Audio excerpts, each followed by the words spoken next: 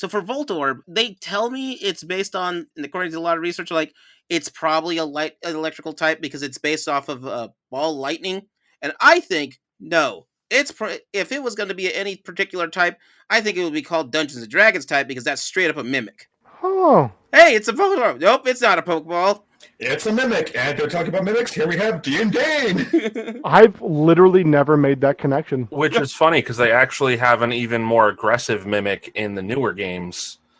Literally has like a Pokeball for a tongue, and it's like a bear trap. Mm-hmm.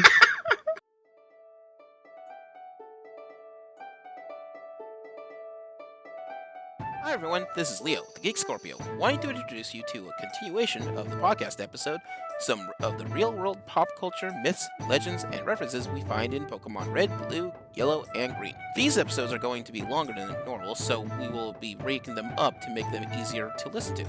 If you have missed us talking about some of your favorite Pokemon, check out a past episode. But for now, we continue on towards Cerulean City and the podcast already in progress. Now that we finished sort of talking about all of Gyarados and legendaries, at least for right now, let's move on to Cerulean City? Land of Misty. The Land of Misty. Yay. And so many water Pokemon you get to see. I don't know, I can't remember if you can actually catch the water Pokemon in this area. Not that early on, unless you get a fishing rod. Mm-hmm. That's what I was trying to remember. I don't even know, because you can use the fishing rod in anywhere in that place, and you can still get, because there's still Pokemon that you can catch in that city, though, right? Yep, you can catch the water Pokemon one of two ways. You either get a fishing rod, which you wouldn't get until you have reached later in the game. All right, so as far as the water Pokemon that you can get in this area, there's a few of them that you can actually catch with a fishing rod. So with that, there's things like a Goldeen, which I think is just a goldfish, right? The name is, yeah, I think it's probably closer to a koi fish. No, actually, it's definitely a lot more coins, especially when it turns into evolves into Sea King as well. Yeah, Sea King. I'm trying to pull up its like other names because sometimes they give little hints on. I just love Goldeen in Smash Bros. Because it does nothing. It just flops around. And it's not until later that they replace it with Magikarp to do this. And the same thing. Magikarp. As far as that one, there's also one of my favorite ones, which I always think is weird, is Psyduck.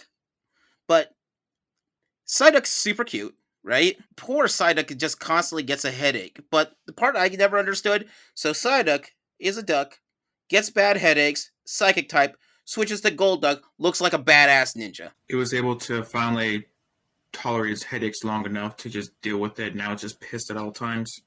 No, what happened is his referral came through, so he was able to go to a neurologist for his headaches, and then he was able to get some nice sleep, so then he went to therapy, and then he was able to have a full life. When Psyduck evolves, Psyduck takes the hard way in. It's his reward for personal growth. Technically, you don't get the old rod until Vermilion, though. But actually, not to mention, with the rods, there are also different tiers of rods that do give you different Pokemon throughout the game. Another way you could get water Pokemon is by surfing up and down in the water itself. But I think you still get the same types of Pokemon in Cerulean City. Mm-hmm. But looks like with the old rod, you're only limited to match cards, but good rod gives you Goldeens and also Poliwags. Mm-hmm. Oh no, it's easier to catch better fish with a better rod. And giant tadpoles. Oh yeah, Poliwag and Poliwhirl, and I think there's another Poliwrath. Actually, what I love is that there's an actual like types of frogs and Polytapetodes that do have that giant spiral on their body, and they're actually translucent, so you could see through them and just see a giant spiral going on. Why isn't Poliwhirl a fighting type? It's got boxing gloves and everything. You know, it's something I've always wondered too. Just like, is there like a frog martial arts or type of fighting out there? Oh wait, what if it's a reference of just like like bullfrogs, how they just square up to one another? Yeah, bullfrogs will square up. That's what they do. No, bullfrogs are essentially just like the sumo wrestlers of nature, where they just get down as low as possible and then just jump at each other.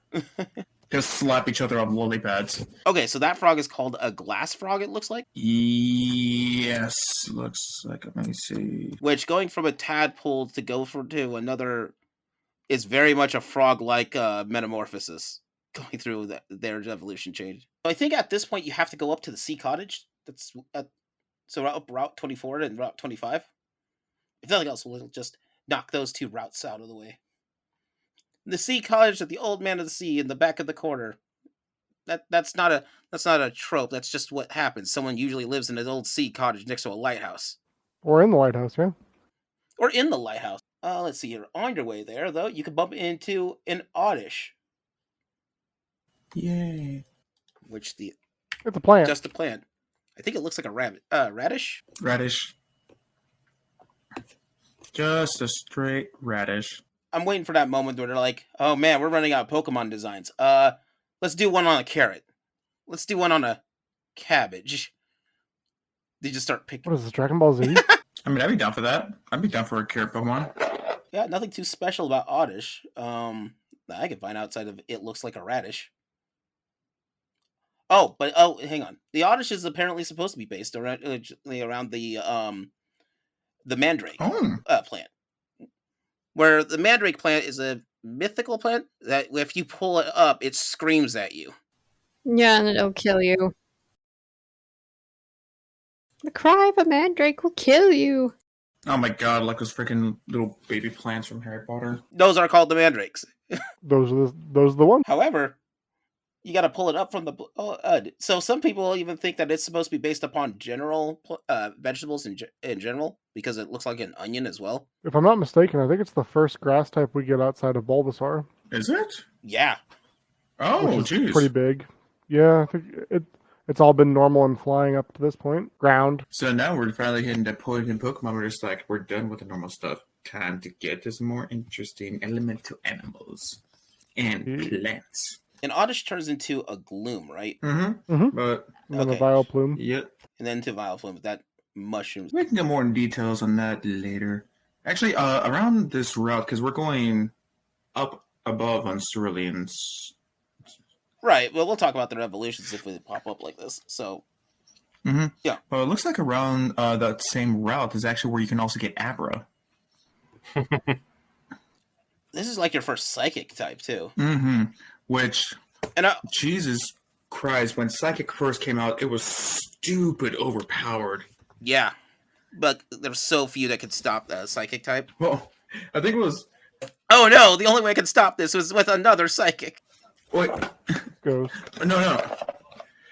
Well, actually, no. Here's a whole thing on that, especially with because I've actually seen Pokemon videos and just like, the timeline of Psychics going throughout.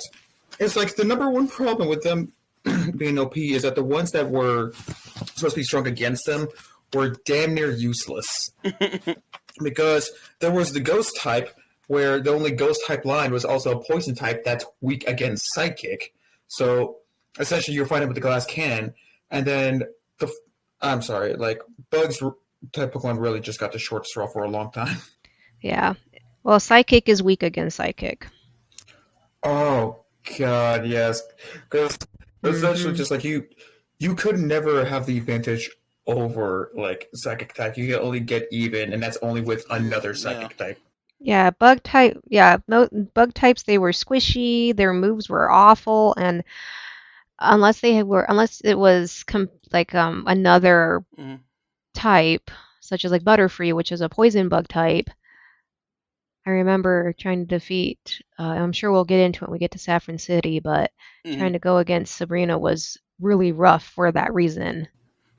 And not to mention that, like a lot of the types that, especially nowadays, that are supposed to be strong or resist against Psychic didn't even exist back then. But we can definitely get more into that in Gen 2. And how Psychic was so stupid overpowered, not only did they need one new type, but two new to say, F you Psychic types!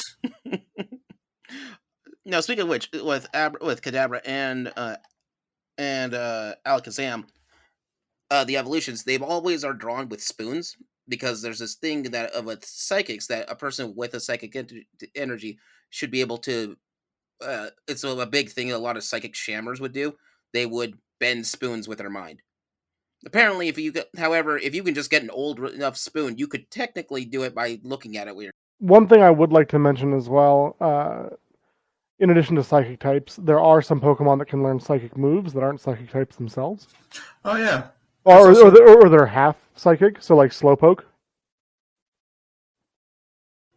Oh yeah, the great things and discovery that is dual types, which could be really fantastic, or it could give the consequence of being four type weak to something. Mm-hmm. And that's if you could even find enough psychic Pokemon by that point, which at that point you most likely would have an a Kadabra from the Abra that you caught in Cerulean City. That's if you can, because they teleport, because that's the only move they know. Actually, that's right. And you know what? Like, Krabby, and especially when he evolves into Kinkler, became quite a showstopper throughout the anime for Ash. So, just for Krabby. If you're wondering if there's anything fancy about a Krabby, there isn't. It's just a crab. Hey now, Vice Grip is amazing. In an episode that's not even aired. I think it's even loving more just like throughout watching anime in America, it's always confusing because like one day you just like, well, I mean, like Ash, you're not really that good of a trainer because most of your Pokemon are sourced from the Savari Zone. You're just sitting there like, wait, when did we go to the Savari Zone? And then when you finally figure out why, just like apparently way back when, people were not fond of adults pulling guns on children, and that's why we didn't see a certain episode of Ash going to the Safari Zone. Also, I think it bears worth noting that Ash did catch 50 Tauros, though. So, like... like, dude caught a fuck ton of Tauros. I almost feel like Ash is supposed to be the underdog for more than one reason, because in Pokemon Yellow, your Pikachu is the weakest Pikachu ever. And then he gets a Krabby, and then you're like, why? No wonder he put him in the computer after a while, because Krabby by it himself is not a very strong Pokemon. Okay, so we're getting it Yellow. It's going to be based on the more on the anime. Okay, what about Pikachu? No, he's got to go to the ground. I will say his Pikachu is the strongest Pokemon ever, bar none. Like Pika! I think he's a monster. Pikachu! It's like, you're That's very true. You know what, buddy? Maybe you're right. Maybe we can give you a chance and actually be able to go through this. Pika! And it's like, no. Ash, do not fall for this stupid, adorable face of your Pikachu right now. We all know Pikachu sucks, and I'm still not going to hold over the fact that he got his ass kicked by a rookie trainer Snivy at Gen 5. Literally, a dude with his first Pokemon as a Snivy, and Pikachu got his ass handed to him. Well, they didn't. They decided not to transfer that into the Yellow version game. No. It was a damn near even match. Oh, man. And it's like, yep. I was going to say, it's like, but then you don't have the heart to, I don't even think you can, but there was a time where I was going to fight the Elite Four, and I'm like, Pikachu, you're a level 36, bro. I can't have you on the team. Everyone else is like level 60. I'm just going to have to put you in the PC. I'll put you in the PC. No. Like, I think it just, you can't. I will say, Red also has a Pikachu that hasn't evolved, so that's not odd in and of itself. But Red is also one hell of a trainer. Hey. Just so wait a minute. Isn't Grass weak against Electric? Or is it the other way around? I mean, he's still lost to an up-and-comer. Oh my gosh. Well then. Alright, got nothing. But we'll get to that in Gen 2. Not weird at all. Ooh. Now, the evolution of Krabby is kind of based on an actual crab called the King Crab, which is why Krabby has a little crown on the top of it. Not Krabby, Kingler has a little crown. This is a King Crab. Isn't there a Pokédex entry that talks about how delicious Kingler legs are? Yeah, I think so. Yes. Especially when you start going through the actual data entrance, you start realizing, where do they keep keeping out the food supply if there's no extra... It's like, yeah, it's the same as real life. Some people have pet crabs. Some people like Cajun. Oh, actually, I think one thing that when checking out some of Krabby's and Kingler's stuff is also a nice thing, which is how some Pokemon actually have signature moves that exist because they exist. So with the Krabby and Kingler line, it's the reason that we currently have the move Crab Hammer nowadays. But that's what I used to eat crabs. Is a Crab Hammer. Like, yes, but this Crab Hammer is a water type move that's just like, you know what? Take that big old claw of yours and just smash the hell out of them, and it will always be a water type move.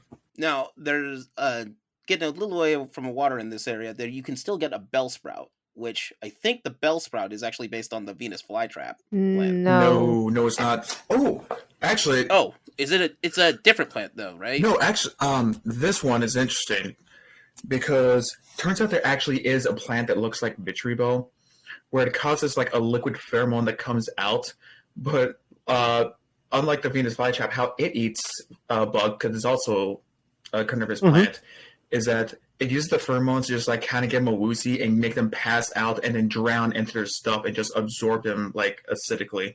Right, that type of plant is rancid. That type of plant is one where basically the way his stomach acids are in the bell part of that flower. I do know this is one that gave you a bit of nightmare fuel having to deal with. Is that crazy Victorville? It goes just like, oh my god, it's just so adorable. It's like, oh hey, and then Volskin is like, hoi, and like, oh hey. It goes downhill. So I'm told I have to hang out with you today. Cool. You showered, right? What's a shower? Oh crap! In the Comic-Con again. I feel like Bellsprout's pretty cute, but its evolution's less so. And I think at that point, that's when you have to deal with Misty, the gym leader at this point. Or actually, I should take two big notes. I realized we just kind of skipped on. Outside of most of the gym leaders, you have to beat the gym leaders to get to the end of the game, but you don't have to beat the gym leaders in any particular order. So if you really want to, you could power level a bunch of Pokemon, get to about the end of the game, go back and just whip tail on every single gym leader. So after we meet the old man, we go back to Cerulean.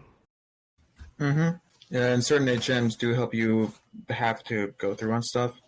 So unfortunately, that's not technically true because the gym leaders give you access to the HMs. Right, and you need those to get correct. forward. Oh, so I do want to go back to the whole Bellsprout experiment. I did finally find the plant that it's referencing. It's one called a pitcher plant, and if you actually Google pitcher plant, you'll see that's a straight victory bell. That is a straight up victory bell for it. So yeah, you go up against Misty, and I don't even think there's anything special about Misty actually at this time. Like, she gets a whole lot more hype in the anime and such, but when you play her against her the first game, she's like another swimmer inside this giant swimming pool. Yeah, unless you picked Charmander the best starter. In which case you're, royally then it's owned. Pain! Well, that's technically the difficulty mode in the game. I mean, picking the fire type is hard mode. Rock. Well, it's like, it's weak to water and it's virtually ineffective to rock. So It is hard mode. But doesn't Charmander learn Leer early on? So it goes like Scratch and Leer. I think it starts. Oh yeah. Yeah, so you do Scratch and Leer, yes. And then you level it up until it knows Ember, and then what you can do is Leer forever at all the rock Pokemon, and then you can Ember, and then it whittles them down that way. Still hard mode. Well, that's why it's hard mode. Exactly. Typically, like 7-year-old me was no, Ember only. Why is it doing nothing? Yeah. I'm screwed. Yeah, Scratch and Ember. If it doesn't do damage, what's the point in even using it? Defense curl. Yeah. I will say this though. That's where Pidgey and the Pidgey and the Caterpie lines came in clutch for me. Was at Brock. Metapod, use Harden. Poison that Geodude. Are you going to take that Metapod? Use Harden.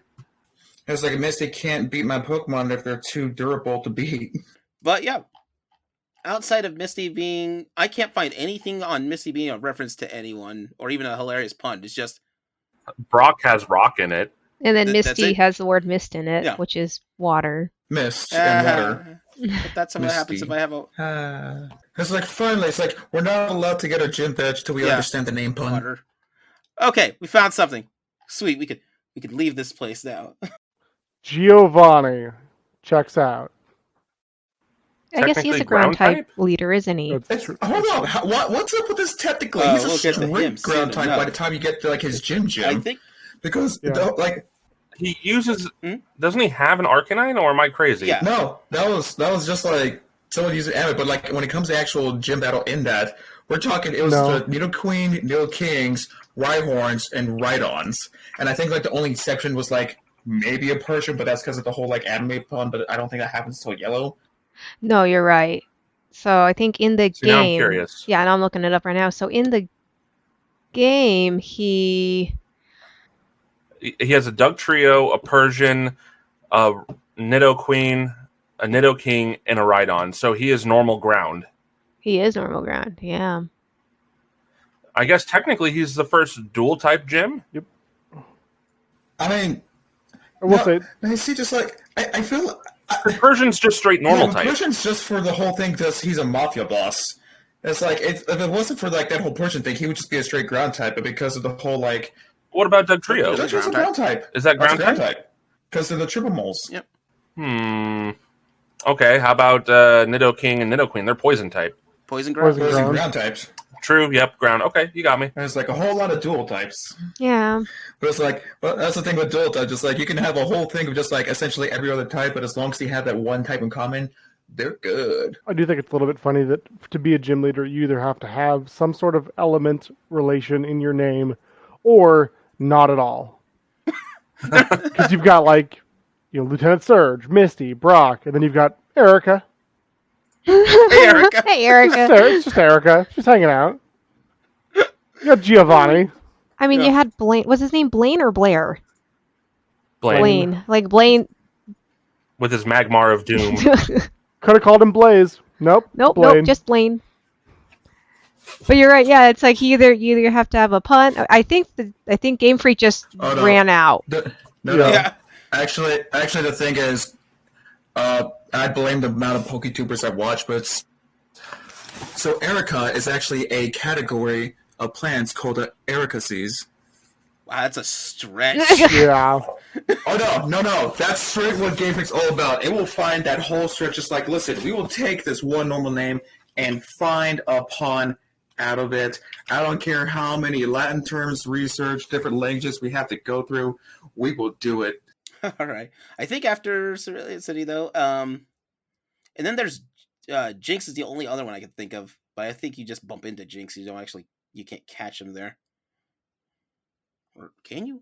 I forget how that Jinx. In the Cerulean Caves? No. In the Cerulean Caves, you get a whole vest, but we're skipping the Cerulean Cave towards the end there. Okay. Because we're not champions. So at this point, I think you have to go down Route 9 to get to the Rock Tunnel and then to the Lavender Town, right? I believe that's correct. No. Aren't we going down to Vermilion City? So from Cerulean City, you can go to either Saffron City or Lavender Town as far as the map goes. Oh yeah, Lavender Town is technically next, I think. Yeah. No. So the thing is, there is a whole access thing because in order to get to there's cut, and you don't get cut until you get the Thunder Badge from Lieutenant Surge, because that becomes a whole thing when traveling around. Right. Yeah, because the thing is, in this, there's a whole access because you don't get any access to Saffron until you're like 5 gym badges deep. Yeah, so you would have to go to Lavender Town. Yeah, because there was there's this whole thing on it where in order to get to Saffron, it's every sort of person guarding the way of it would just they're saying wouldn't let you pass, but not just some dumb excuse. So you had to, you had to find the water that they give you in Erica's gym city, whatever name that one is. And then from there, you give it to the one guy, and he's like, I'm going to share with all the other guards. And then he does that, and then that gives you access to Saffron. Okay, so in that case... Route 9's got Ekans. Yeah. It's Snake backwards. Nailed it! It evolves into Arbok. Cobra! Kind of. Which is Cobra spelled backwards. Wait, what? Yeah, crazy, right? No. Everything he knows is a lie. Alright, yeah. After that, those are the only real new ones you get from there. I forget if you could go to the power plant right now or not. No, you can't go to the power plant because you need surf in order to get access to that one. Okay. We have to go through the rock tunnel to get to Lavender Town, Celadon City. Rocktown, but Rocktown is where you can actually start picking up geodudes. It's a geode. Dude. Dude. But not to mention, that's also one of the first times where if you don't have the HM, I think it's Flash. You're essentially just going to start walking around in the dark. Yeah.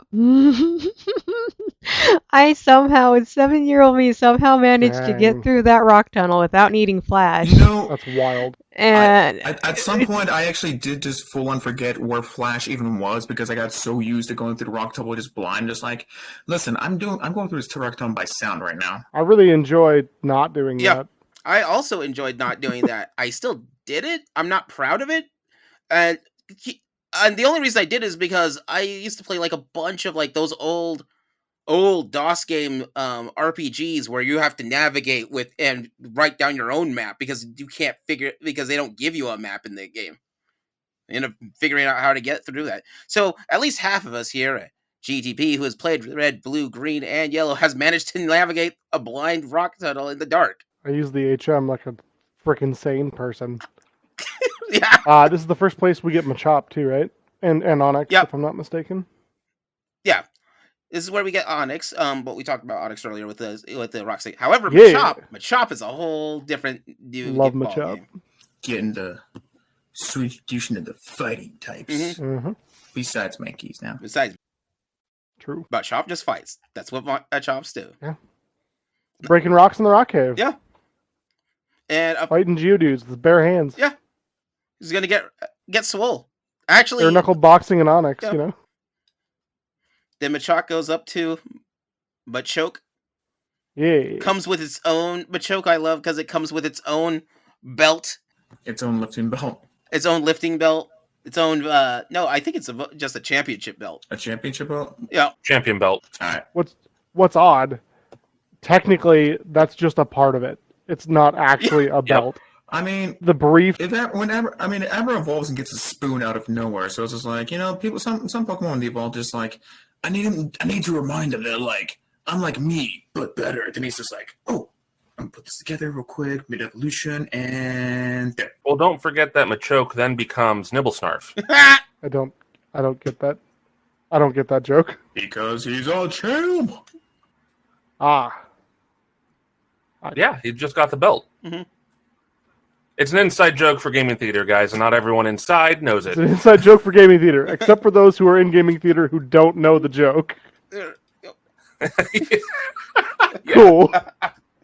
I expected Jay to say something. Yeah, well, you know. Yeah. I wasn't sure like how often Nibbles gets involved with these.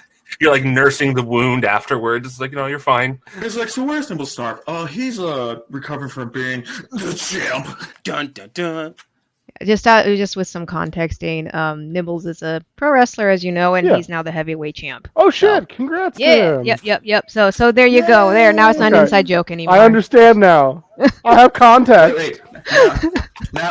Now, this is the context is not only for Gaming Theater Present, but the whole Gaming Theater audience. Yay. Your Nibblesnarf is the champ. As of this podcast recording, is the champ. He's always been, may not be true later. He's always been the champ of my heart, but he's the champ of my heart. It's like he will always be the champ of the hearts of everyone out in Gaming Theaters Presents. The one time Brad Zane is a face. Speaking of being champ, that's what it turns its last evolution is Mudchamp. Yeah, right. Way to rope it back in there, Leo. Yeah, Nibblesnarf. Nailed it. Freaking love that Pokemon. Got 4 arms. It could totally lift the thing. It's like, so I guess someone in Game Freak took one look at Goro from Mortal Kombat and thought, yo, what if we put a second set of shoulders and arms? It's like, I made that. No, Mortal Kombat made that. No. Which game came out first? Which game came out first? Mortal Kombat, definitely Mortal Kombat. One of those something that's actually says I actually was been looking up a whole bunch of research things, and some people have been actually saying like, what if Girl Machamp did legit fight, and looking up some of the most ridiculous data entrants like Death Battle. One thing, oh yeah, they did that. And I love the fact that like no, if those guys went mono, Machamp would kick the shit out of Goro. Well, that's because if they go mono, Machamp has a whole lot more mono. No, Goro has 4. Wait, I thought Goro had 4 arms. No, Goro does have 4 arms. But no, here's the thing. When you actually checked like how strong they were and all that stuff, and it's like, yeah, Goro can actually like, be able to crush like concrete dives, all this stuff. This dude, Machamp can actually move a whole mountain per arm. Anytime you compare Pokemon to anything else, it's obviously ridiculous because Magikarp can jump mountains. It can jump literal mountains. Machamp Should not be possible. But it's like, you know what? Sometimes it's just looking at happen. Actually, something like that did happen in the anime recently, when they actually had a Magikarp jump off, and the one, I think it was Ash's new friend Go at the time, got this ridiculously huge Magikarp. It's like, oh, and this dude's coming, like this Shadow's like, oh, you think that's a Magikarp? And he busts out a shiny. He's like, let me show you how a true Magikarp jumps. And he goes up. And it's like, okay, that's pretty impressive. Magikarp, take off your fin weights. Like, your Magikarp had fin weights? Rock lead him. If he lost... Dude. Actually, this Magikarp side-talented them because it was disqualified because it jumped out of orbit. And then you see like a whole scene of just Magikarp's face, and then the sun eclipsing away from the back of it, all just like majestically just go in space. Now I'm just wondering how it would land. Like, does it land back in the water? Or does he, like, jump up and then he just dies because he flops on the ground from jumping over a mountain? Magikarp ignores terminal velocity. I mean, with how durable Magikarps apparently are, just like, apparently with this Magikarp, it came back and just caused a crater of itself, like Looney Tunes style. And it's like, you know what? This Magikarp deserves to have the championship. Right. Yep. And it's like, what's the record? All right, how close to the moon can you get? That's the new record. Well, Machamp is obviously the champ because he even has a belt. Yeah.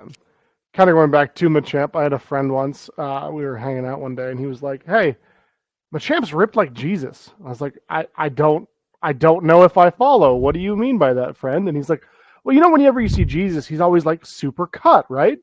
I was like, yeah, I mean, I guess that's fair. You know, you always see Jesus being super ripped and super jacked. He's like, yeah, so Machamp is ripped like Jesus. And that's, every time I see that Pokemon, that's all I can think about.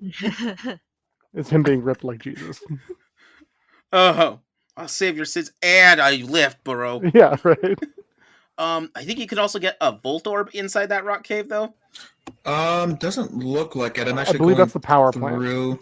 plant. The power plant. Yeah, Voltorbs are very high in power plant. Although turns out in the Japanese version of Blue, it looks like, and I'm just going off Celebi off this. This is one of the first times you can actually come across a Ditto. Just go in YouTube. I don't recall that, but it's possible. Wait, you can get a Ditto where? Well, in the rock cave? No, but this one says it's only in the Japanese. Oh. No. Yeah, and like I said, I'm going to see this off Celebi.net. So, yeah, going through red, blue, that still gives the same Zubat, Geodudes, Mudchops, and Onyx. Yellow's got the Zubats, Geodudes, and Mudchops. F you, Onyx. Okay. Yeah. Route 10? Yeah, so we're on Route 10. The new dude coming up in Route 10, that's in mostly red and blue, and that's what we're basing this mostly off of, is Slowpoke. Yeah. Slowpoke. I always love Slowpoke's evolution. Is Slowpoke in Route 10? Yeah. Hold up. I think so. I see Magnemite and Voltorb. Hang on. What? Yeah. Which Route 10 Kanto? I know I'm pulling that one up with the red and blue game too, but I'm not seeing that. So in Gen 1, he can be found on Route 10, Celadon City.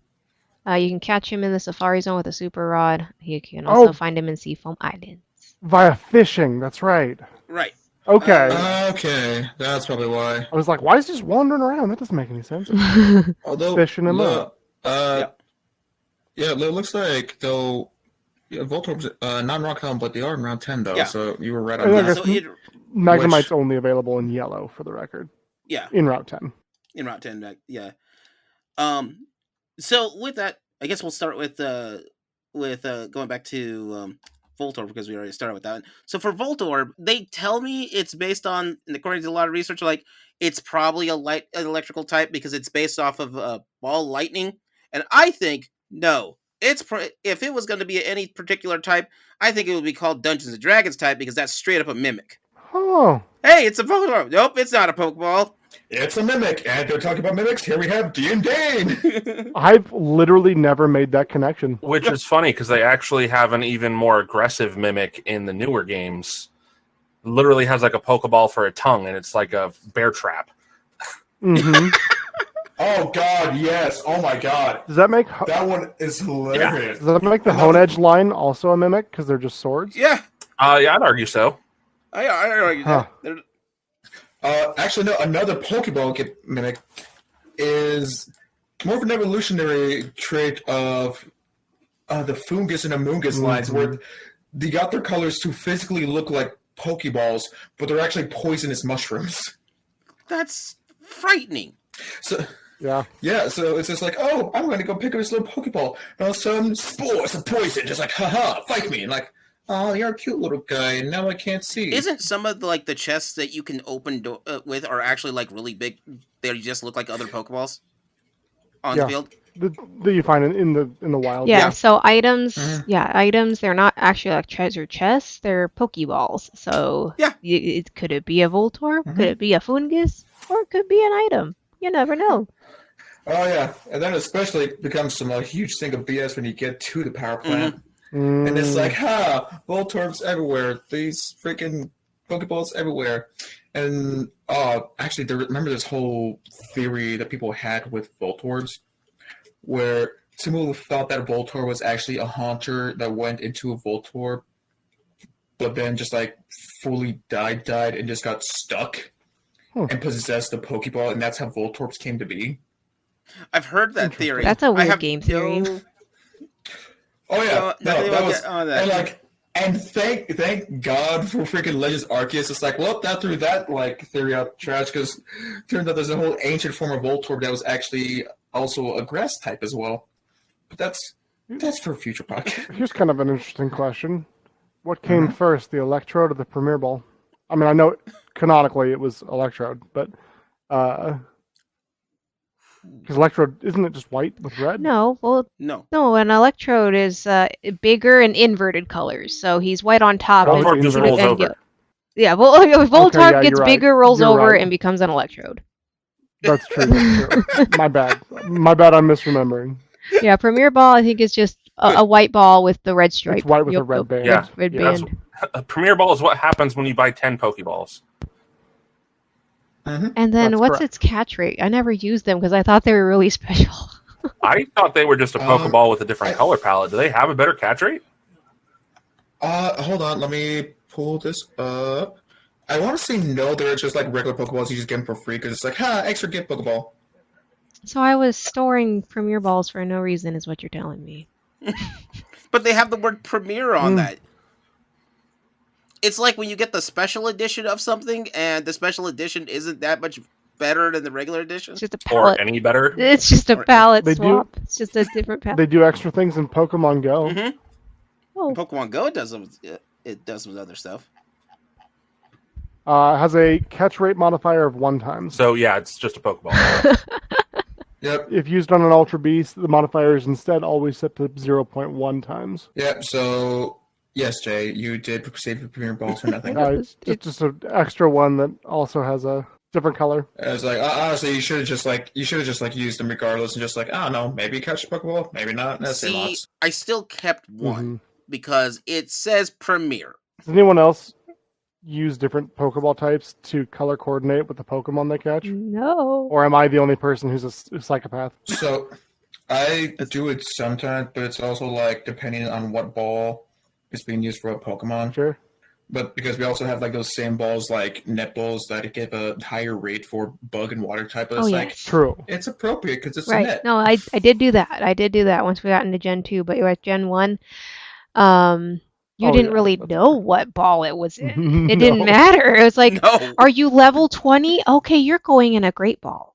Oh, Oh, are you level absolutely. 40 and above? You're getting in an ultra ball. I'm just saying though, Mike Kyogre has to be in a great ball because it's blue. It just makes No. sense. Oh god, and just going through and seeing like more and more balls being introduced, just like isn't it like in Gen 1 the only ones that were even available was just Pokey, Great, and That's Ultra? Master it. as And well. then Safari, Yeah. and then And Master Safari Ball. Ball. And Oh, that's Safari true. Balls. That's true. That was Safari it. balls. It's like the first original fuzz because I think it's like a later gen starts introducing more and more types of balls that you can just use for stuff. And nuts. I know. Mhm. They went nuts. And then I And just nuts, was yeah. like, I give up. First, I got to throw a berry at it. Now I got to woo it. Now I got to, like, take it out on a date before I can catch it. Like, what happened to just weakening it and then just tossing the ball? And then Pokemon goes like, forget that. You don't even need to weaken it. Just throw a ball at it. Just throw it. Excuse me? Wait a minute. Just Take hook the it. Abra approach and the Arceus approach, right? Yeah, just huck it at it. Whatever. Was If you put a spin on it, that's on you. Go ahead with that spin move. I was like, I didn't hear no bell. Just like, and then keep throwing rocks, just like stay in the ball, you bastard. can do this all day. I bought 1,000 of these Pokeballs. I am in it to win it. And it's like, listen, man, we can do this the easy way, or we can do this the hard way. Your choice. It's like, if you think I'm not going to shoot Pokeballs at you like freaking Tommy gun, you are out of your mind. Give me that Zapatos! Yeet, yeet, yeet! And let's see here. There's also, at this point, you could get a Slowpoke, which is the slowest Pokemon, I think. Like, it's just super slow. Like, its speed isn't, like, super... I know it's based entirely off a sloth. That's its thing. And their tails are delicious.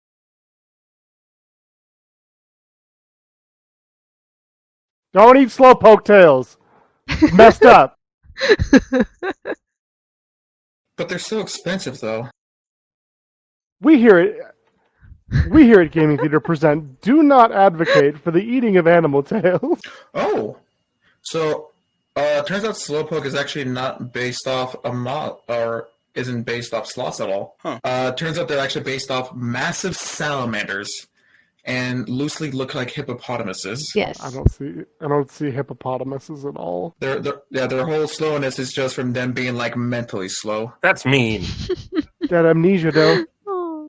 It's literally their thing. It's like, you know what? That's signature moves. Amnesia is like one of their signature moves when first introduced. Yeah. It's like, cool, this is a thing. And it's like, They're kind of dumb. Game Freak knew what they were doing with this dude. Did they though? Okay. Yeah, Slowpoke's lowest base speed stat of all psychic type Pokemon ever. Oh, it's a Which is psychic why- type? Yeah, Yes. water psychic. That's what I was saying earlier. All right. Also, it's why the Professor Slowbro costume you can get in Pokemon Unite is hilarious to me. I would take that. And its evolution is the Shelter, right? Is when a Shelter eats. Would you call it an evolution or just a coincidence? You don't technically need Shelter to evolve it, which I think is really interesting. Oh yeah. Mhm. No, It's it's just like a part of its lore, but it's not like Mhm. yeah. So it dips its tail in the water, and the Shelter bites it because the tail is so delicious, and then it evolves. Yeah. If humans eat them, they too will evolve. Consume your Slowpoke tails. But only the tail. You're good with some hot sauce and a side of potatoes. Oh no! yeah. So a Slowpoke Yeah. tail, Shelter as an appetizer. Terrible. Seafood. Oh god. But We'd all be blasting off at the speed of light. And it's like, remember, kids, if someone gives you a Slowpoke tail, say thank you because those things are stupid expensive. Okay, hold on. Is this a commentary on shark fin soup? Possibly. Probably. More than likely, honestly. Just Like, I just let's be thought of honest. that. It's like, is It's this like- really? Are they getting at that with this? Yes, it's just like if Game Freak and Pokemon does not pull punches when it comes to it's like, oh no, there's a dark reference and we are not going to hide that. I mean, there's a new version of Corsola that's actually just the ghost and corpse of all its different relatives because people keep overfishing in ways to keep destroying coral Yep. reefs. and that's why it's always sad. So yes, I think Slowpoke would be a reference to just like, shark finning, it's bad. Very bad. It's like, stop eating their tails. Stop being delicious. Y'all are probably those people out there buying golden Magikarps too. Gee. Actually, I've heard shark fin soup's kind of mediocre, so. Mm-hmm. And it's one of those where just like the whole thing and why it's so expensive is just for the flex to say you've had it. It's a dumb flex. Oh, agreed. Kind of like how people who go out of their way to eat pufferfish. It's like, no, it's not really like insanely much better, but it's just like there's something special about like the adrenaline of like thinking you might die than not doing it. Like, I'd rather just have regular sushi at that I'd rather point. have something that actually tastes good. It's like if it's good, cool, but it's like if I gotta play roulette to eat it, they're just like I'll take the squid instead. Yeah, I've actually heard the pufferfish is rather bland, so. Well, in that case, let's make our way down to Lavender Town. Ghosts! Spoopies! This is where you have a whole... Boop, boop, boop. And this is your introduction in Pokemon. We're just like, sometimes he faint, sometimes he die. That's the beginning of my depression. And you're like, wait a minute, what? Oh. But there's no graveyards in Pokemon, are there? Yeah, there is. Just towers. There's a lot of headstones in the Pokemon cemetery. That's true. It's like every town usually has that one area that's just like, oh no, this is essentially the kind of huge gravesite for all the Pokepals around here. And I think this is the only spot, for the most part, where you can guarantee to get, Ghost type? Ghost types. Yes. Mm-hmm. Super haunted types. Because However, they cannot be seen or captured until you have the Self Scope. Mm-hmm. True. Until then... You gotta prove yourself as a paranormal investigator before getting ghost Pokemon. You can't just walk in there with a camera and be like, what's that? What is that? Oh, this place is haunted. Oh my god, I would love a Ghost Facers Pokemon special. Oh, dude, I'm to be down for that. Sign me up. Ghost Facers! Yeah, I think when you... Guys, looks like we're gonna try to come across a haunter. Let's see what's gonna happen. Oh no, oh, fuck! What just, ow! Why do you know so many punch moves? Yeah, so I think when you first come into Lavender Town and you go into the tower, you can't do much with it because all you see are just ghosts. And so I think what you have to do is, you can do limited things in Lavender Town when you first encounter it. And then after you get the Self-Scope, that's when you just, fly back, whatever, go back, and then you can catch all the ghosty Pokemon. Kind of hang out, all about... Actually, isn't Lavender Town also the same place where you meet Mr. Fuji? Or the Pokemon, fan club? Yeah, the Name Raider. Oh, sorry, I thought you were talking about the Name Raider. Oh, but actually, let's talk about the Name Raider since we already brought him up. Hey, whatever you name this Pokemon sucks. I can change that for you. It's like, listen, man, listen. We saw that sometimes when you can think of a name, just like, hi, it was great at the moment, and then you lead to regret it. You're just like, maybe calling you Asphalt wasn't such a good idea. Let's use Gust. There's one naming convention I put in for my Pokemon, which was any flying type I named after a set of planes. B-52, go! Yeah. Pretty rad. That's pretty rad, actually. Rock Lobster! Wait, sorry. AC-130, it's your turn!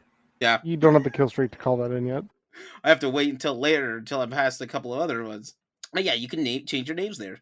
And then once you get your hands on the Silph-Scope, you can actually start going back into that tower and capturing Pokemon. Or I like to randomly think of it as, Scooby-Doo's revenge. First I went in there, they scared me away, and now I'm back for more. Yeah, so Jay, what I was actually referring to was in the Name Raider. It was a Pokemon house where we meet Mr. Fuji, which was that whole storyline on how essentially you try to get the Silph-Scope from Team Rocket. I almost feel like I have to go through this game because you do not go through this in any special order. Yeah, so the Lavender Volunteer Pokemon House, founded by Mr. Fuji in order to care for abandoned orphaned Pokemon. Many members of the organization live in the safe house, looking after the abandoned Pokemon. A newborn Cubone has been Mr. Fuji's biggest concern ever since the attack on the Pokemon Tower and the death of its mother in the hands of Team Rocket.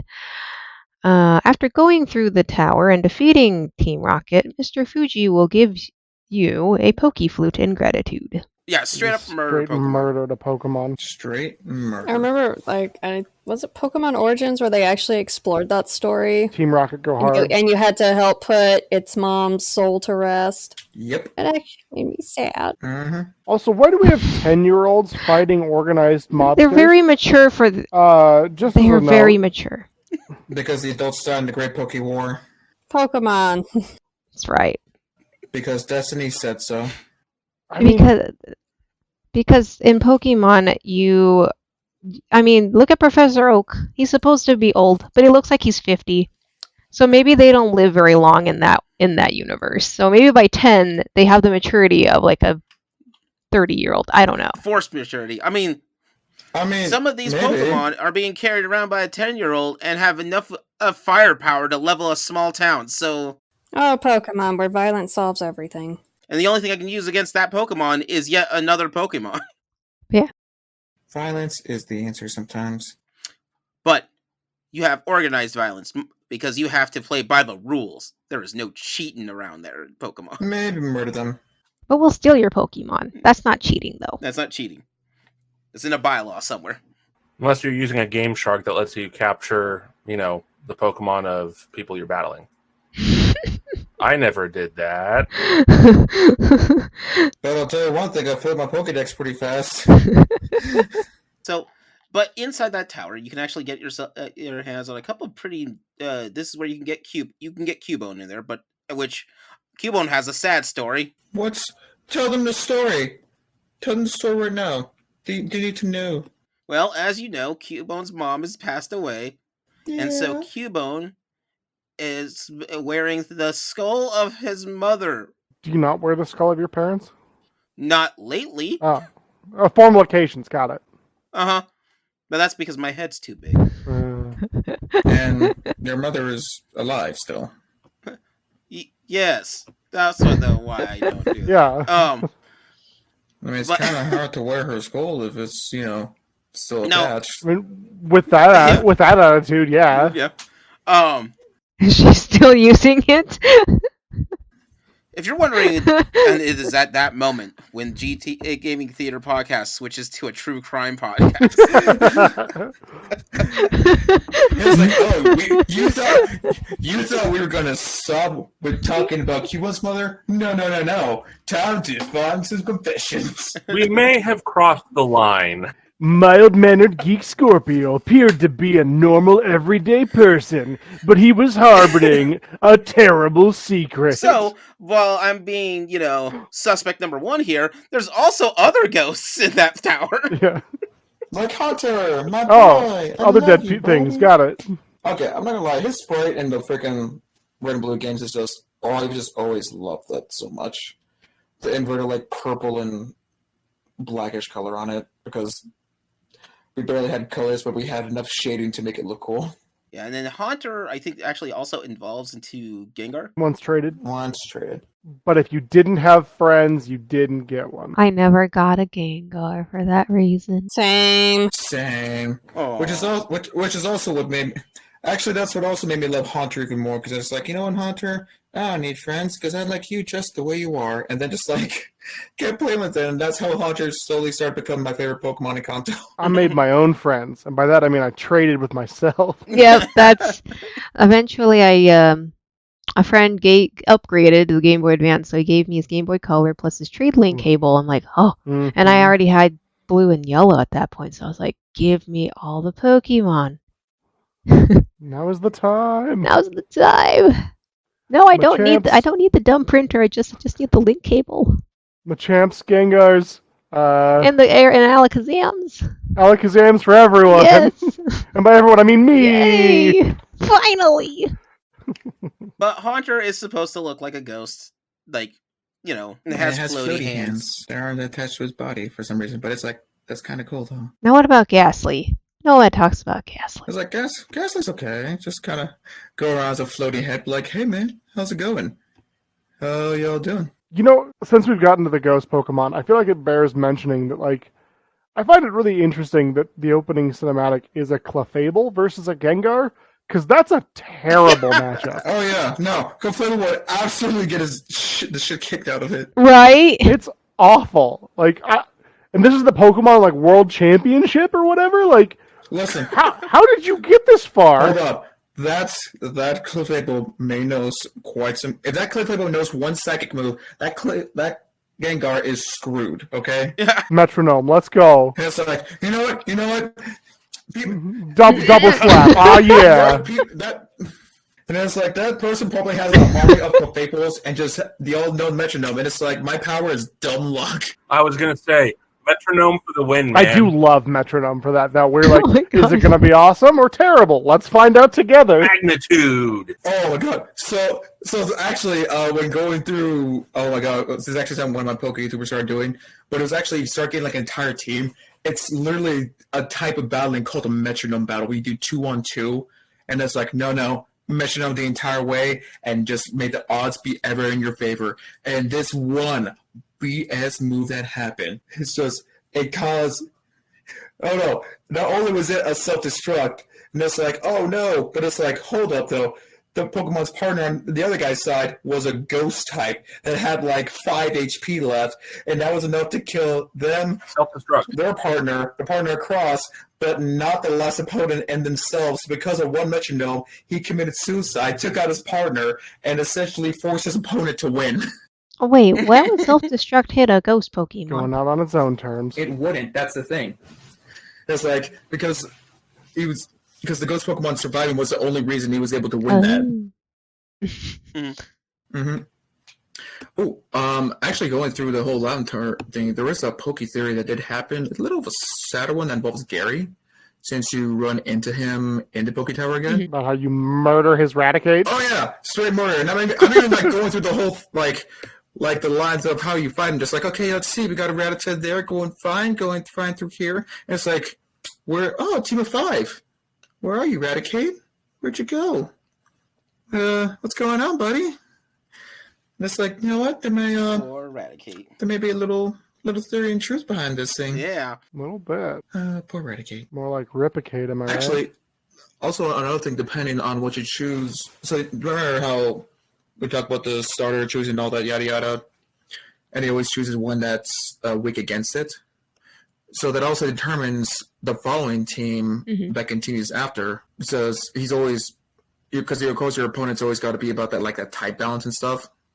So it looks like if he chooses an Ivysaur, he's going to be having a Gyarados and Growlithe. If he chooses Charmeleon, he'll get an Execute Gyarados, and if he has the Voltorb at this point, he'll be having the Growlithe and Execute. Ah, so he's gonna have types I can't get my hands on right now. Jerk. Right, and it's like no matter what you choose, he's always gonna have that Fire, Grass, Water trio at some point, but it's just roulette which is gonna fill the slot. Because he cheats. I'm glad his Raticate died. Yeah. Well, he replaces it with a Pidgeot anyway. So he still has that normal type. Just may not be a rat, it's just a flying pigeon. Actually, from what it looks like, whatever the 2 elemental ones he has are probably the ones he chose Eradicate with. So, like, Eradicate died. So I'm going to choose 2 Pokemon that are way better. Because I'm even going through, so it starts off with just like, starter, and then Pidgey, then Pidgey, Rattata, Abra, and then like Pidgeotto, Raticate, Kadabra. Then it's like, F you, Raticate, we're going to bring out some Growlithe, Executes, and Gyarados now. See, little naive me just thought he put the Raticate in his PC. Didn't even come across my mind that his Raticate may have died. And it's like, if you're such a smart trainer, why wouldn't you have a full team of 6? Unless... Dun, dun, dun. I mean, we never see his parents, so we don't know why he's there. Just throwing that out. Are you implying his parents may be Pokemon? No, I'm saying he's a Cubone, actually. It's like... I think Gary Oak is secretly a Cubone. It's like my father was a hamster and my mother was a Kangaskhan. And that's how that works out. Ghastly, on the other hand, is basically a Will-O-Wisp. That little... Oh, yeah. Yep. I think from Lavender Town, because that's the coolest stuff in Lavender Town, is the fact that they have all these ghosts. So, that place is totally haunted. Before we move forward, I think let's move back to the power plant real quick. Because I know you're not supposed to get it yet until you get the feature search, but that way we don't have to go backtracking to that power plant But you know what? This is our map. We go by on Rose, and welcome to Give Me 30% podcast, where we take our own routes and donate gym badges to determine where we go. We did kind of talk about Voltorb and Electrode already. Oh yeah, but there's still that power plant has got a mess of problems. Okay, not only is all the running around, Pikachu's also running around too. You still have a Magneton and a Magnemite that we have not talked about yet. True. Mm-hmm. And magnetism, magnets, and frankly, they're attracted to each other because they're a bunch of magnets. Mm-hmm. I wonder how that day like this power plant is super screwed. I'm just saying. I don't know if you know much about power plants, but there shouldn't be that much any living animals running around your power plant. But what if they're electric animals? Yeah, I'm just saying, like, even going through, like, there's only one line that is non-electric in this entire thing, and that's Grimer and Muck if you're playing Pokemon Yellow. Mm-hmm. And they're mostly toxic. They're the waste product. I mean, hold on. Let's take this for example. When you go through the power plant, do you see any people working there? No, but you see the Pokemon. So what if the Pokemon are actually the ones running the power plant? Well, they do mention that the power plant's closed down because it's going crazy. Yeah. There's too many Pokemon in this power plant. You can't... It's a safety concern. You can't turn that back on. And it's like... I was imagining just like, so how do we actually power everything? Oh, there's actually just a giant place we just hoard all the electric Pokemon and just let them discharge so no one gets hurt.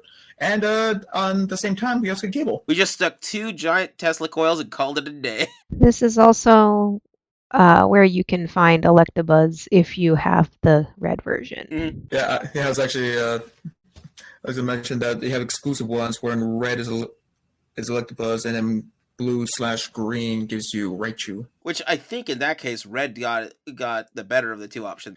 Oh, they absolutely did. And it's like you can have this evolution of the Pokemon that you already have a 25% chance of seeing around, or you can have basically a Thunder Tiger dude. Thunder Tiger pro wrestler looking dude. Not to be confused by that Juicing Thunder Liger wrestler. Yeah. But I think it's funny. Magnemite. So, like, I wonder if you could ever cheat out the evolution. Yeah, you don't have to be a high level. I'll just glue these other Magnemites together. I got a Magneton. And that's like, wait. Are you sure this is actually a Magneton, or are we having a 3-on-1? No, that's a Magneton. Magnemite. That's like, this Magnemite's gonna Magnem melt if it starts saying the wrong shit again. And going farther and farther. We can't forget the final boss of the power plant. Zapatos. Yeah. Shoes in Spanish. Shoes in Spanish. Go, Soulbird.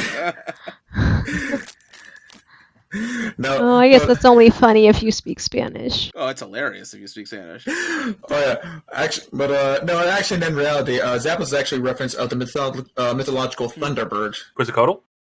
Is it Quetzalcoatl? No. Nah. No. Quetzalcoatl is a flying snake. A Thunderbird. Actually, I think it's more. Yeah, a Thunderbird. Of thunder. I think it's more of a. I want to say Native American type. Yes. A Thunderbird is a legendary creature in certain North American indigenous cultures. So so Native Americans actually have a whole thing with just gigantic birds that just cause the thunders in the skies going through. And well, I guess I gave a look at that and thought, yo, what if we made that into a Pokemon with the spikiest frost trips, because we're in the 90s. Yeah. You know, I'm going to buy a T-Bird and get a vanity plate that says Zapdos and see if anybody gets the reference. Do it! Freaking do it! Thunderbirds are go. Right. Make it yellow, too. Even though most T-Birds are like red. Yep. But this one's going to be yellow. Yeah, but if people want to do some research on the mythological creature of the Thunderbird, Zapatos. Zapatos Aspiration. It's like you got your Firebirds, and then you got your Thunderbirds. But we'll get the Firebirds later. No Icebirds, though. There's one. Wait. No, get out of here. What? What you got against Articuno? You know what? If there's ever an Icebird that comes up, we may or may not talk about it. So, who knows if it'll come up. Just remember, there's a reason Uno is in its name. It's because it's number 1. It's the only one. Ooh. Apparently, Dane does not enjoy Articuno for whatever reason. No, I just find it funny that we have the Thunderbird, we have Firebird, there's a Thunderbird car, there's a Firebird car, but there's no Icebird. Oh, car. Yeah. There's a Sunbird. So you would think. Huh. Yeah, nope, no Icebird, but you would think there would be one because then you could say and advertise that it's slick. Right. Well, you don't want your car to be slick because I've done a spin out on ice. It ain't fun. I'll rephrase. It's not fun when you didn't intend to do it. If you intend to do it, oh yeah. Yeah, I did that on the way to work once. That was very upsetting, and also my car got to drink most of my coffee. Oh my gosh. Was it iced coffee? No. Dang. That would have been hilariously ironic. Opportunity. I ended up facing the opposite direction in the opposite lane in the end. But I was like, well, maybe that's a sign I should go home. That's it. I'm going home. But yeah, so now we're going past Lavender Town. There's Route 8 and Route 12. This is a weird map system. I don't feel like there's that much difference in Route 8 or Route 12. There's, I think, one more in Route 12. Ooh, looks like we're splitting off somewhere. Route 12's got... I think so. Farfetch'd. That's Farfetch'd. Well, although, Farfetch'd, let's talk about him real quick, is one of my faves, and it's only available in Route 12 because in yellow, but the reason why it's one of my faves is Farfetch'd is what I like to, until like later Pokemon came out, when I was a kid and playing Red and Blue, my first thought was, okay, I've got a cool lightning rat. I got a pretty decent, Charizard. That's a fire lizard.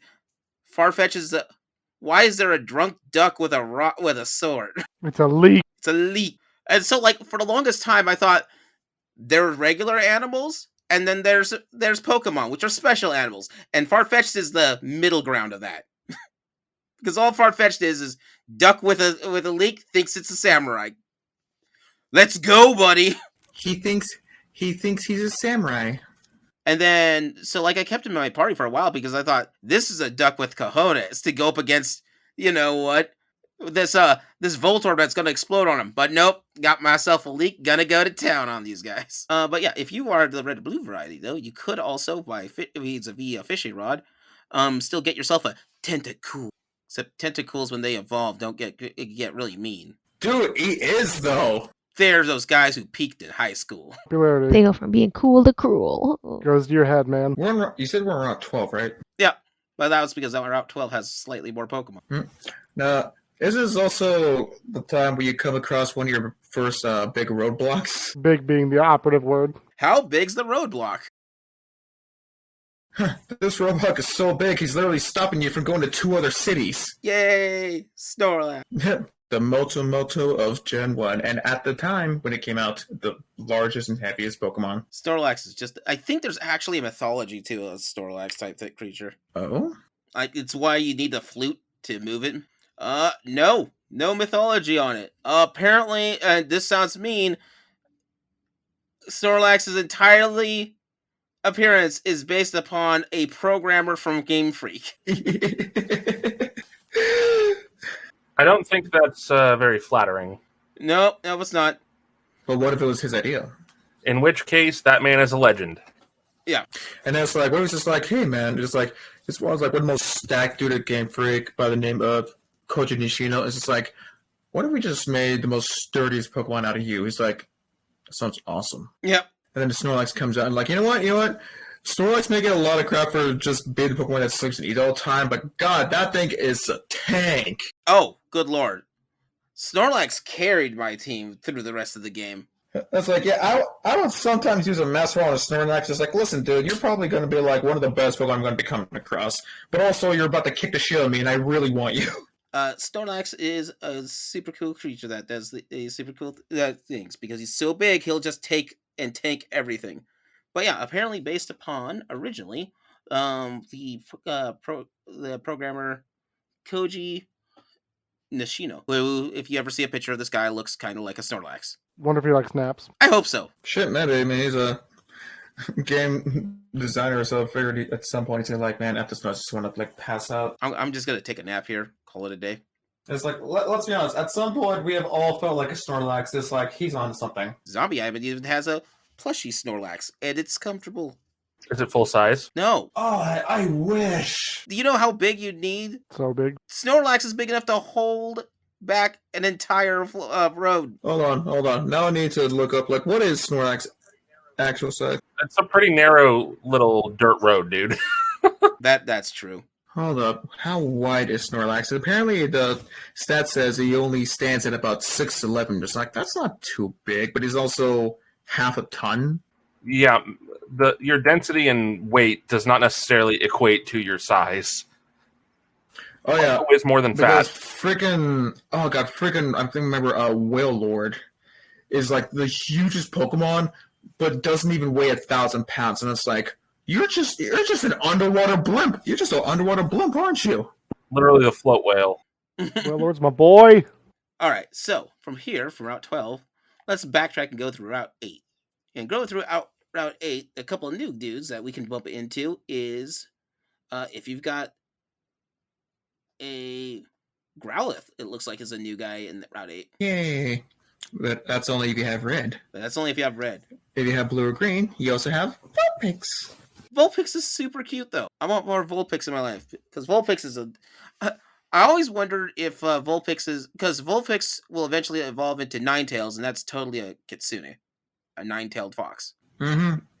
It is pretty on the nose with that guy. But as it evolves, as it grows older, it gets more tails. Mm-hmm. Because right now it only has 6. Oh, actually, it looks like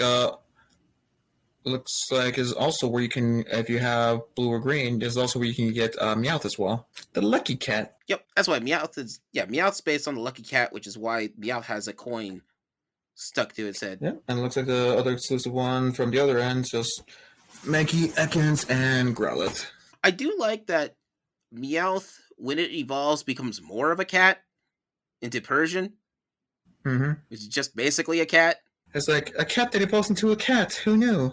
Oh, actually, looking down, it looks like in Pokemon Yellow, from what I'm seeing here, is also where not only you get Abra, but also Kadabras as well. Mm-hmm. This is where you normally get your psychic types, but you can get Abra way earlier if you want to. Huh, but if you don't feel like dealing with throwing a Pokeball and having disappear, fight a Kadabra. Maybe you can weaken enough of it, like, stay in the ball. And also, a great time for you to get a Jigglypuff. Jigglypuff. And it's like, how about a normal second Pokemon? How about a normal second Pokemon that makes you pass out? So with this, the reason why I bring this up is so that way we can make our way down to Saffron City. Take me down to that Saffron City where there's a fighting type gym. And if I lose, I'm not going to come out pretty. Oh, no. Oh, God, no. So, okay, the fighting dojo in Saffron, there's something I found out about it, which apparently was only found out in the manga. But it turns out Saffron City used to have 2 gyms. But in the manga, it turns out there were some gym leaders that used to be a part of Team Rocket. And it's like, it was worse. God, apparently the Pokemon manga gets super dark. I think it was Koga, Sabrina, and Blaine all used to be like former Team Rocket members. And then Sabrina did a whole thing with the gym leader, former gym leader of the fighting dojo there. We're just like, you know what? You and I are going to go against each other. And if I win, you will revoke your entire gym status. And she did it. And just like, I'm the one true gym of this whole city. Now, this is also where you get to have your choice and pick of one of 2 different fighting type Pokemon, Hitmonchan and Hitmonlee. And they're based specifically around Jackie Chan and Bruce Lee, respectively. Well, their names are. Their actual core inspiration in Japan are off of 2 totally different characters, totally different people. That's actually about it on those 2. Yeah, just their English translated names are based on them. Everything else is based on, I think one of them is like a taijutsu master or something in Japan. Mm-hmm. I don't remember all the details. I just remembered name was the only recognition. And that's also an important thing when you're looking up at some of the Pokemon names on different countries, because you would sometimes do different references depending on where they're at. So, of course, when it came to, like, so let's take Hitmonlee, for example. It's like, okay, if it comes to America, easily we can base it off Bruce Lee. But his Japanese name is actually Suwamular. And it was like, well, that doesn't sound like Bruce Lee at all. Actually, looks like the German and French name have it as Kickley. Kickley for German and French. Yeah, actually, let me try pulling up what Hitmonchan's Japanese name is. Hitmonchan's Japanese name is Ebiwalar. Yeah. And it's a Japanese boxer with the same name. Awesome. So their whole things are based off actual Japanese fighters, and it comes to America, it's like, let's base it off like fighters over here now. But they also do it with other ones. The French name for Hitmonchan is Tygon. It's based off of Mike Tyson. Oh! Actually, I love his German name is Knock-chan. Mm-hmm. It's not the only game that bases, like, Mike Tyson is a person who shows up in reference in multiple games, not including Mike Tyson's Punch Out. Is he in that one, Geek Scorpio? I don't know. Mike Tyson's Punch Out? A bit. Yeah, really yeah. More Is he towards part the of end. Oh, okay. Gotcha. But he was the inspiration for the final boss on that, Mike Tyson. But also when they and as a side for it, he Mike Tyson had a punch in the ring to just knock people out left and right, and his punches are super powerful, especially when Mike Tyson's Punch Out the game came out. So because of that, it's one of the reasons why the game developers made it so Mike Tyson would take you out in one hit. You were lucky if you managed to take one hit in that game. But also, Fallout 2 has Mike Tyson in it. There's 3 other games, and I just now spaced which one has them. But yeah, Mike Tyson gets around. Mm-hmm. Actually, I still love how nowadays for Mike Tyson, there's even like a whole like mystery show that involves like a talking pigeon, a ghost, and his stepdaughter. So, what we're saying is that we just passed up Mike Tyson's mystery team about 2 towns back. It's like, when Mike Tyson shines around, just like shit's about to go down. I will watch somebody get punched out by Mike Tyson. I will personally not want to deal with Mike Tyson being fought to fight Mike Tyson, because that sounds like it'll hurt. Oh yeah, but I think a lot of people will want to get punched by Mike Tyson just for the flex of saying I got punched by Mike Tyson. That's not a flex. That's a standard issue operating procedure. No. I put them in the same category as the guys who actually go to Steve-O nowadays and ask him to kick him in the nads. But even Steve-O's just like, no. If you want me to do it, like, it's got to be something unique, creative. I'm not just going to do it anymore. Just like, dude, even Steve-O's getting kind of tired of this. But apparently even now, he says, like, his most favorite one was someone went upside down and says, I want you to also be upside down and do an axe kick. Ouch. It's that like, hurts. But they got the Steve-O approval. Mm-hmm. And then it's like, shit. It's like, I gotta do that out of just sheer respect that it was your idea. Mm-hmm. All right, so before we end up with this, let's go over to finish this off in Vermilion. Oh, we're gonna talk about the gym in Saffron? Oh, yeah. I forgot there's a gym in Saffron. That's the psychic gym, isn't it? Yeah, it's the one that's actually a gym, because turns out the fighting one isn't a gym. It's just called the fighting dojo. And it's just a gauntlet match of fighting trainers until you go against the final boss. It's gym adjacent, all things considered. Mm-hmm. And it's like, you don't get a badge, you get a friend. Because much like actual gyms, what really happens after you're in a huge amount of pain is that you get that one huge bro that comes by, it's like, great job, King. And then you get friends for life. Friends for life. One day you'll know each other's names. So I don't know if they did it on purpose, but I know Sabrina is the name off of Sabrina the Teenage Witch, so that's what I always associated with. Oh, yeah. It looks like that's the English version, but I can't find anything else for some of the other ones.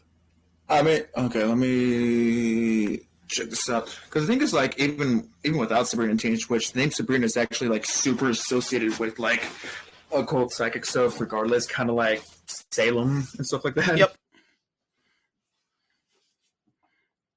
It is, but yeah, this is where you can also get the TM-04. Which team is that one? TM-04 is the TM, I think that's cut? No. HMs. That's HM, so that one. Oh, TM40, it's TM46. I thought you said TM4. Yeah, so TM46 is Psywave. That's the one. Yep. Because Psychic, Psywave, get it? Actually, did we talk about the TM gifts you get from the other gym leaders as well? No, we just sort of skipped over it. But the big thing on this one is that naming convention wise, in the French name that they called her Morgana for Morgan Le Fay. Okay. So it looks like they're going for more of a regional thing when it comes to Brina, because let me see, because I found her Japanese name, it's Natsume. But they've got no. I got nothing for that one. So this is just like what Dave was talking about earlier. It's like you have these other ones. Brock sounds like Rock. Misty's Mist, and then you have Sabrina. Yep. And at the end, Erica. And that's what I'm saying. Like, no matter how far of a stretch of do, every sort of name is a pun in one place or another. Yeah. So. Or it's only a pun regionally, apparently, in some cases. It's like, you know, each of them have regional puns, and it's like, that's okay. We will find these puns, all right? Because apparently these guys just like puns all around. It's like the more you look into like different names in different countries, it's like you're really just trying to find every reference you can to just get this whole thing together. All right. Well, I think that's enough recording time for right now. We'll call this here for the part 2, and we'll move on to part 3 next time. So we're pushing save on Saffron City? Mm-hmm. Save on Saffron City. And then after that, we'll be moving on south, whether we want to or not. I don't know where we go. No, wait. It's like, south, we could also go east. Could also go east. And make our way to Vermilion City, where we can also board the SSN. Because I think like after Cerulean City, there's not really much around there anymore. Yeah. Because above Vermilion is Cerulean. No, so Saffron, you go south to Vermilion, or you can go west to Celadon. Okay. All right. So I'm gonna pause that here, and we'll pick it up next time. Yeah. Yeah. Yeah.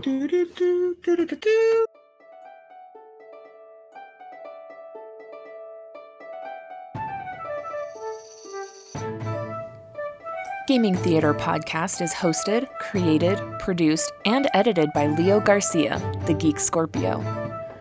Our music is A Drinking Game. Stock media provided by Stormwave Audio /Pond5. Our cover art is by Adam Parker. You can find him at ParkerGFX on Twitter. If you want to send us some financial support to help with producing things for Gaming Theater, you can do so at patreon.com/gamingtheaterpresents. It helps us out. Want to send support that doesn't hit your wallet? Please leave a review with wherever you hear your podcasts and share our podcast with your friends. It really helps out. Thank you for listening.